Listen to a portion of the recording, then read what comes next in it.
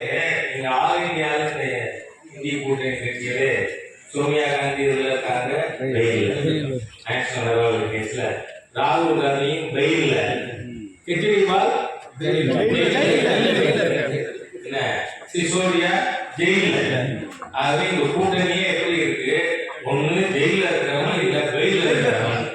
ஆகவே இந்த அதர்ம சக்திகளுக்கு சரியான பதிலடி தருவதற்கு நீங்க மீண்டும் மாண்பு பிரதமர் மோடி அவர்கள் பிரதமராக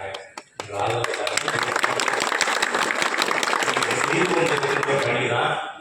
அதுல நாம் முக்கியமாக கவனிக்க வேண்டியது, 2 நாளுக்கு முன்னாடி ஒரு தொலைக்காட்சி சர்வேல என்டிஏக்கு 412 சீட்டு வரும்னு சொல்லியிருக்காங்க.